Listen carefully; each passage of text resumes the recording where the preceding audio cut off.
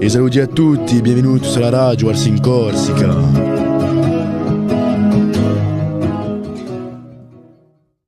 Bonjour à tous et à toutes. Aujourd'hui, pour ce 8 mars, journée internationale de la femme, nous allons parler des femmes.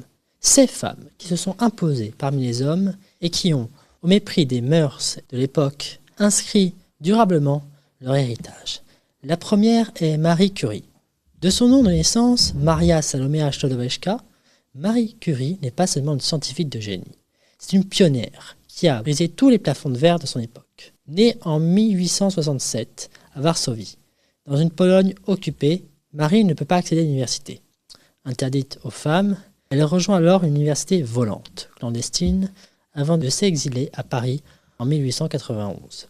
Dans une pauvreté extrême, vivant de pain et de thé, elle termine ses études de physique et de mathématiques à la Sorbonne avec des résultats brillants. En 1894, elle rencontre Pierre Curie. Leur union par le mariage devient l'une des collaborations les plus fructueuses de l'histoire des sciences. Ensemble, dans un laboratoire de fortune, simple hangar humide, traquent l'invisible. En 1898, ils annoncent la découverte de 2 nouveaux éléments, le polonium, nommé en hommage à son pays natal, et le radium. En 1903, elle devient première femme à recevoir un prix Nobel, celui de physique. En 1906, elle devient la première femme professeure à la Sorbonne. En 1811, elle reçoit un second prix Nobel, celui de chimie, devenant la seule personne au monde à avoir été récompensée dans 2 domaines différents en sciences. Le revers de l'histoire est qu'elle rendit rapidement compte que la radioactivité avait des effets néfastes sur son corps. Même aujourd'hui, ces carnets qui sont à la Bibliothèque nationale sont scellés, car ils sont toujours hautement radioactifs. Épuisée par une exposition prolongée aux radiations, elle s'éteint en 1934. Aujourd'hui, elle repose au Panthéon, rejoignant les grands hommes de la patrie pour ses propres mérites. Maintenant, nous allons évoquer une figure majeure de la période sombre. On connaît les grands messieurs de la Résistance, De Gaulle et Jean Moulin, mais on connaît un peu moins les époux Aubrac et la femme, Lucie Aubrac. Née Lucie Bernard en 1912, cette professeure d'histoire, agrégée n'étant pas destinée aux armes, mais dès 1940, alors que la France est occupée, Lucie refuse la défaite. Avec son mari Raymond, elle participe à la création de Libération Sud, l'un des premiers mouvements de résistance. Elle mène alors une double vie, enseignante le jour, résistante la nuit, distribuant des tracts, organisant des sabotages sous des noms d'emprunt. L'épisode le plus célèbre de sa vie se déroule en 1943. Raymond est arrêté à Caluire, aux côtés de Jean Moulin. Il est condamné à mort par la police allemande.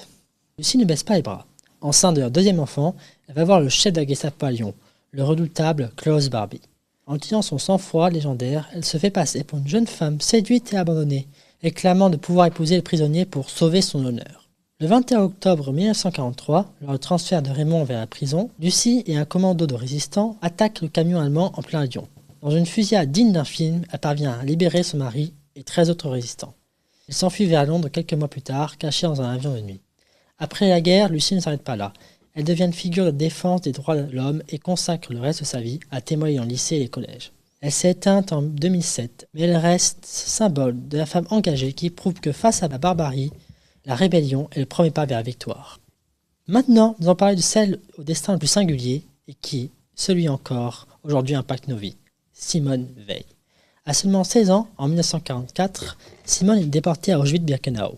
Avec sa famille, elle perd ses parents et son frère dans l'horreur des camps de la mort. Cette tragédie ne l'a pas brisée, elle l'a forgée. Malgré les horreurs de la barbarie nazie, elle trouve le courage de se reconstruire, puis de raconter son histoire. Dans son livre « Une jeunesse au temps de la Shoah », revenue en France, elle décide de consacrer sa vie au droit et à la justice. Devenue magistrate, puis ministre de la Santé en 1974, sous la présidence de Valéry Giscard d'Estaing, elle s'attaque à un tabou absolu, le droit à l'avortement. Face à une assemblée d'hommes souvent hostiles et injurieux, Simone Veil reste de marbre. Elle défend avec une dignité incroyable le droit des femmes à disposer de leur corps, mettant fin aux avortements clandestins qui tuaient des milliers de femmes chaque année. La loi Veil change à jamais la vie des Françaises. Une de ses phrases à la tribune est restée célèbre, je la cite. « Aucune femme ne recourt de quitter le cœur à l'avortement. Il suffit d'écouter les femmes. C'est toujours un drame et cela restera toujours un drame. » Finalement, aux premières élections directes du Parlement européen, les élections européennes de 1979, elle est finalement élue eurodéputée et par la suite élue présidente du Parlement européen. Et l'ironie de l'histoire est probablement l'une des plus belles choses d'Europe et qu'elle a été massivement élue par les voix des eurodéputés allemands et que toute sa vie, elle qui a connu la Shoah a œuvré à la réconciliation et au couple franco-allemand.